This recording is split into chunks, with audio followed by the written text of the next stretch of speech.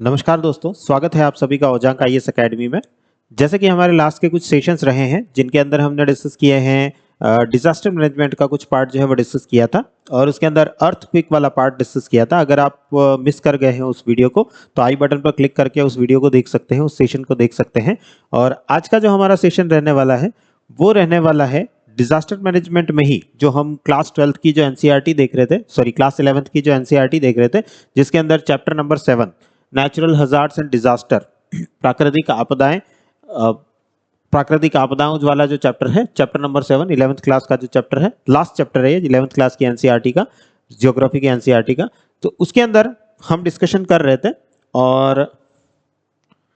इसी में अगर हम देखें तो लास्ट हमने अर्थक्वेक एंड हजार्ड जोन्स वाला पार्ट जो है उसको डिस्कस किया था। आज जो है हम डिस्कस करेंगे wind and cyclone hazard zones. India का जो मैप दे रखा है, एक पर्टिकुलर मैप जो आप देखेंगे पेज नंबर 85 पर, 85 नंबर पेज पर, wind and cyclone hazard zones, इसके बारे में थोड़ा सा डिस्कशन जो है वो हमारा होने वाला है। ये मैप जो है वो थोड़ा सा ब्लैक एंड व्हाइट है, मैं इसको अगर कलरफुल वे में दिखाऊं आपको तो ये कुछ ऐसा आपको दिखाई देगा। और इसके अंदर अगर आप देखें तो देखिए हम पर्टिकुलर जो मैप देख रहे हैं वो wind zones and cyclone zones की बात हो रही है, मतलब चक्रवात और पवनों का प्रभाव कहां कहां पर किस किस प्रकार से पड़ता है, या हम बात कर रहे हैं डिजास्टर पॉइंट ऑफ व्यू से, आपदाओं के दृष्टिकोण से बात कर रहे हैं, मतलब कहां पर हमें आपदाएं जो है वो ज्यादा देखने को मिलेगी विंड्स और साइक्लोन की वजह से, पवनों और चक्रवातों की वजह से। तो पवन और चक्रवात जो है उनका एक बड़ा प्रभाव जो है हम जानते हैं। चक्रवात के बारे में अगर आप जानते हैं तो चक्रवात दो प्रकार के होते हैं, एक ट्रॉपिकल साइक्लोन्स होते हैं, एक टेम्परेट साइक्लोन होते हैं। हिंदी में उष्णकटिबंधीय चक्रवात और शीतोष्णकटिबंधीय चक्रवात। तो उष्णकटिबंधीय चक्रवात जो है, ट्रॉपिकल साइक्लोन्स जो है, उनका प्रभाव अगर हम देखें, इफेक्ट अगर हम देखें तो आप यहां पर देख पा रहे हैं ये जो हमारी ईस्टर्न कोस्ट लाइन है, पूर्वी तटरेखा जो है, इसके ऊपर सबसे ज्यादा प्रभाव जो है वो हमें देखने को मिलता है ट्रॉपिकल साइक्लोन्स का, उष्णकटिबंधीय चक्रवातों का बड़ा प्रभाव, एक बड़ा इंपैक्ट जो है वो यहां देखने को मिलता है। क्योंकि बे ऑफ बंगाल, बंगाल की खाड़ी के बारे में हम जानते हैं, जिन बच्चों ने साइक्लोन्स पढ़े हैं वो जानते हैं कि साइक्लोन चक्रवात जो है बे ऑफ बंगाल में इनका जेनेसिस हमें ज्यादा देखने को मिलता है, बंगाल की खाड़ी में इनका निर्माण हमें अधिक देखने को मिलता है। तो यहां पर भी डेफिनेटली अगर यहाँ पर बे ऑफ बंगाल में, बंगाल की खाड़ी में साइक्लोन्स जो हैं वो ज्यादा बनेंगे तो उसका प्रभाव, इंपैक्ट जो है वो इस कोस्ट लाइन पर, इस तटरेखा पर हमें अधिक देखने को मिलेगा। तो ये एक बड़ा क्षेत्र हमारे सामने निकल करके आता है जो कि very high damage risk zone है। अगर आप कलर के अकॉर्डिंग देखें तो ये पूरा कलर जो आपको दिखाई दे रहा है very high risk damage risk zone है। ज्यादा प्रभाव जो है या ज्यादा खतरा जो है इसका बना रहेगा इस क्षेत्र पर। साइक्लोन का एक बड़ा प्रभाव जो है, बड़े खतरे जो है वो साइक्लोन की वजह से हमें इस क्षेत्र में देखने को मिलेगा। तो पहला क्षेत्र हमारा निकल करके आता है ये। दूसरा क्षेत्र अगर हम देखें तो ये वाला क्षेत्र जो है, जो कि हमारा कच्छ का प्रायद्वीप, कच्छ पेनिनसुला और सौराष्ट्र प्रायद्वीप, सौराष्ट्र पेनिनसुला जो है या काठियावाड़ पेनिनसुला जो है, इन दोनों पेनिनसुला की जो कोस्टल प्लेन्स हैं, इन दोनों प्रायद्वीपों के जो तटीय मैदान हैं, उन तटीय मैदानों पर भी हमें very high damage risk zone जो है वो देखने को मिलेगा। क्योंकि इधर के अरब सागर के, अरेबियन सी के साइक्लोन्स जो हैं उनका एक बड़ा इंपैक्ट, बड़ा प्रभाव हमें यहाँ पर देखने को मिलेगा। हालांकि बे ऑफ बंगाल के कंपैरिजन में, बंगाल की खाड़ी की तुलना में अरेबियन सी में, अरब सागर में साइक्लोन्स जो है वो कम देखने को मिलते हैं। लेकिन जब भी देखने को मिलते हैं तो उसका इंपैक्ट, उसका प्रभाव जो है वो इस क्षेत्र में हमें सर्वाधिक मात्रा में देखने को मिलता है। उसके बाद अगर हम और बात करें तो ऐसा ही हाई रिस्क जोन जो है वो यहां हमें देखने को मिलता है, लद्दाख वाला क्षेत्र जो है यहां हमें देखने को मिलता है। अब यहां पर आप कहेंगे कि सर यहां पर साइक्लोन कैसे आ रहा है? आप जो यहाँ साइक्लोन देख रहे हैं वो ट्रॉपिकल टाइप के साइक्लोन है, उष्णकटिबंधीय प्रकार के चक्रवात है जिनका की प्रभाव कोस्ट लाइन पर पड़ रहा है। लेकिन हम जो फ्रंटल साइक्लोन्स देखते हैं, जिनको कि टेम्परेट साइक्लोन हम कहते हैं, शीतोष्ण कटिबंधीय चक्रवात कहते हैं, या वाताग्र जनित चक्रवात जिन्हें हम कहते हैं, उनका एक बड़ा प्रभाव जो है वो यहाँ हमें देखने को मिलेगा ट्रांस हिमालयन रीजन में, पार हिमालयी क्षेत्र में, जहां पर की साइबेरिया की ठंडी हवाएं जो है वो यहाँ पर आती हैं और एक बड़ा इंपैक्ट, बड़ा प्रभाव जो है वो इस क्षेत्र में डालती हैं या डाल सकती हैं। तो ये एक क्षेत्र और हो जाता है हमारा very high damage risk zone वाला। ये तीन क्षेत्र जो हैं वो very high risk damage zone वाले हमें देखने को मिलते हैं। उसके बाद अगर हम बात करें तो कंपैरेटिवली थोड़ा सा कम प्रभाव जो है वो यहां हम देखेंगे तो मिजोरम और त्रिपुरा वाला क्षेत्र जो है उस पर हमें देखने को मिलेगा। अगेन वही साइक्लोन का प्रभाव है यहाँ पर। हिमालय का जो दक्षिणी विस्तार है, सदर्न एक्सपेंशन है, अराकान, योमा, और यहाँ पर जो हमें पहाड़ियां देखने को मिलती, Naga hills, Mizo hills, Patkai boom, ये सारी पहाड़ियां जो देखने को मिलती, उनके अलोंग इस जगह पर हमें इन्हीं साइक्लोन्स का, इन्हीं चक्रवातों का प्रभाव जो है वो यहाँ पर भी देखने को मिलता है। तो ये अगेन एक हाई रिस्क जोन वाला जो है क्षेत्र हमें देखने को मिलता है। देन उससे कम डेंसिटी या कम तीव्रता वाले क्षेत्रों की अगर हम बात करें तो यहां देखेंगे आप, आसाम वाला जो क्षेत्र आपको दिखाई दे रहा है, आसाम वाला क्षेत्र जिसके अंदर मेघालय, आसाम और कुछ कुछ पार्ट जो है मणिपुर, नागालैंड और अरुणाचल प्रदेश के भी हैं, उनमें भी हमें कंपैरेटिवली, तुलनात्मक रूप से अगर आप कलर के हिसाब से देखें तो हाई डैमेज रिस्क जोन जो है वो देखने को आपको मिलेगा। इस क्षेत्र में भी हाई डैमेज रिस्क जोन जो है वो देखने को मिलेगा, इन्हीं साइक्लोन्स की वजह से, इन्हीं चक्रवातों की वजह से, प्लस यहाँ से चलने वाली जो हवाएं हैं उनकी वजह से जाकर के ये हिमालय से टकराती हैं, तो टकराने की वजह से बड़े आघात जो है वो हमें देखने को मिल सकते हैं, या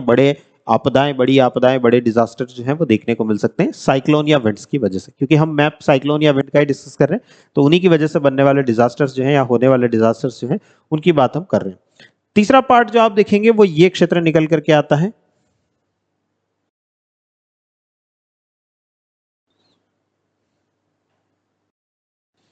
ये क्षेत्र निकल करके आता है जहां पर कि आप ये कलर देख पा रहे होंगे, ये पूरा कलर जो आप देख पा रहे हैं, ये पूरा क्षेत्र जो है again moderate damage risk zone के अंदर हमें देखने को मिलता है। यानी मध्यम दर्जे के जो चक्रवात से होने वाली जो आपदाएं हैं वो हमें यहाँ पर देखने को मिली। क्योंकि अब हम इनर पार्ट में बढ़ रहे हैं, अंदरूनी भाग में बढ़ रहे हैं, आंतरिक भाग में बढ़ रहे हैं, तो चक्रवातों का प्रभाव जो है वो कंपैरेटिवली, तुलनात्मक रूप से इस क्षेत्र में हमें कम देखने को मिलेगा।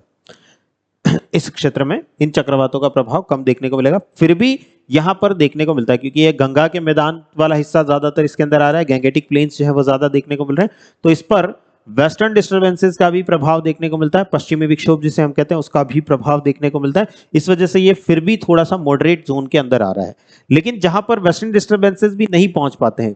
पछुआ विक्षोभ या पश्चिमी विक्षोभ जो है वो नहीं पहुंच पाते हैं, वहां देखिए ये वाला जो पार्ट अब आप देख पा रहे हैं, यहां पर बहुत ही कम प्रभाव चक्रवातों का, साइक्लोन्स का हमें देखने को मिलेगा। सेम ऐसा ही क्षेत्र हमें यहां भी देखने को मिलेगा। शिवालिक जो है वो आने वाले चक्रवातों को,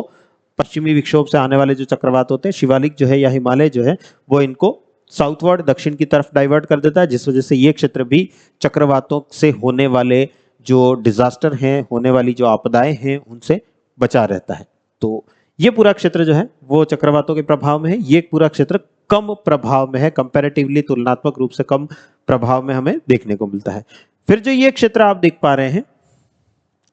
ये हमारा डेक्कन ट्रैप,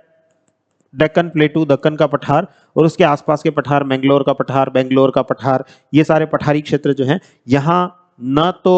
वेस्टर्न डिस्टर्बेंसेस के साइक्लोन पहुंच पाते हैं, ना ही ट्रॉपिकल साइक्लोन, उष्णकटिबंधीय चक्रवात जो है वो पहुंच पाते हैं। इसलिए साइक्लोन से, चक्रवातों से सबसे कम रिस्क जो है वो इस क्षेत्र में हमें देखने को मिलती है। बहुत कम हजार्ड्स जो हैं, बहुत कम आपदाएं जो है वो हमें इस क्षेत्र में देखने को मिलती है, चक्रवातों की वजह से होने वाले जो प्रभाव हैं उनकी। अगर हम द्वीप समूहों की बात करें, आइलैंड ग्रुप्स की बात करें, तो यहाँ देखिए हमारा Andaman and Nicobar island group और यहाँ पर लक्षद्वीप आइलैंड ग्रुप जो है, दोनों ही ट्रॉपिकल साइक्लोन के फुल कांटेक्ट में रहते हैं, उष्णकटिबंधीय चक्रवातों के पूर्ण संपर्क में रहते हैं, जिस वजह से यहाँ पर अगर आप देखेंगे तो ये very high damage risk zone के अंतर्गत ही आएंगे। दोनों ही द्वीप समूह हमारे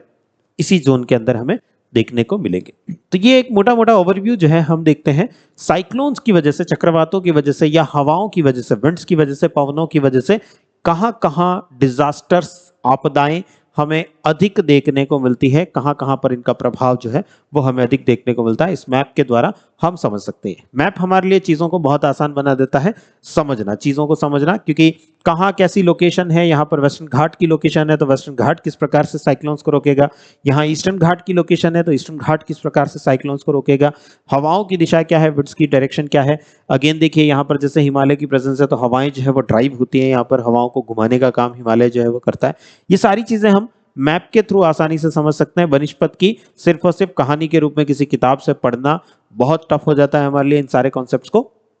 और ऐसी ही कॉन्सेप्ट क्लैरिटी हमारे अंदर आ सके, हम चीजों को जो है बहुत अच्छे से समझ सकें, उसके लिए हमारा डेडिकेटेड बैच जो है आप लोगों के लिए अवेलेबल है। एनसीईआरटी बैच जिसके अंदर ओजांक सर आपको सिखाते हैं कि एनसीईआरटीज में जो ऐसे पॉइंट्स लिखे होते हैं या ऐसे टॉपिक्स जो होते हैं, अभी हमने एनसीईआरटी का ही चैप्टर देखा,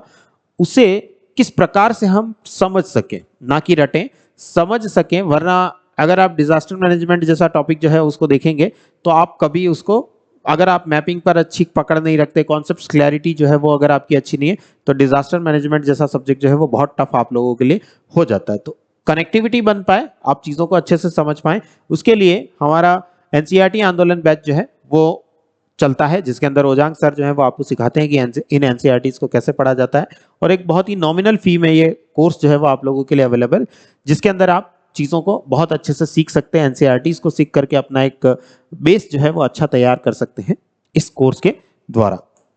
अगर आप जो कॉन्सेप्टर ईसीएस बैच ज्वाइन करना चाहते हैं, जिसके अंदर कंप्लीट सब कुछ सारे सब्जेक्ट्स जो हैं उनको प्रीलिम्स और मेंस लेवल पर प्रिपेयर करना चाहते हैं, तो हमारा कॉन्सेप्टर ईसीएस बैच जो है 2 साल का कोर्स है, जिसके अंदर 2 साल के अंदर बच्चे जो हैं वो एक्सपर्ट हो जाते हैं यूपीएससी की प्रिपरेशन के लिए, prelims as well as mains के लिए, दोनों ही चीजों के लिए वो सीख जाते हैं कंप्लीट चीजों को। तो ये हमारा एक बहुत ही सक्सेसफुल बैच है, काफी सारे सिलेक्शन जो है वो हमारे इस बैच से देखने को मिलते हैं, आप इसे ज्वाइन कर सकते हैं।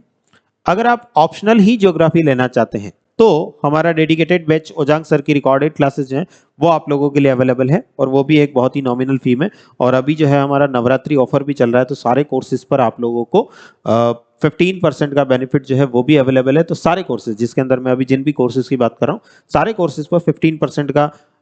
एडिशनल डिस्काउंट जो है वो आप लोगों के लिए अवेलेबल है। आप उन कोर्सेज पर जाकर के प्रोमो कोड जो है वो अप्लाई करके सारे कोर्सेज जो है वो ले सकते हैं डिस्काउंटेड प्राइस पर।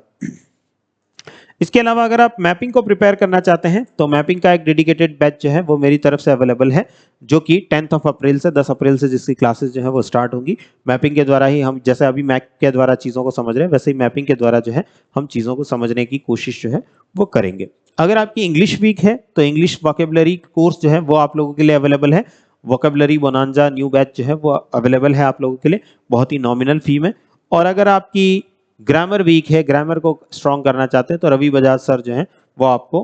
ग्रामर का पोर्शन जो है वो कवर करवाते हैं, वो भी एक नॉमिनल फी में 4000 रुपीज के नॉमिनल फीस में ये सारे कोर्सेज, ये कोर्स जो है वो अवेलेबल है। ऐसे ही सारे कोर्सेज जो है बहुत ही नॉमिनल फी में आप लोगों के लिए अवेलेबल है।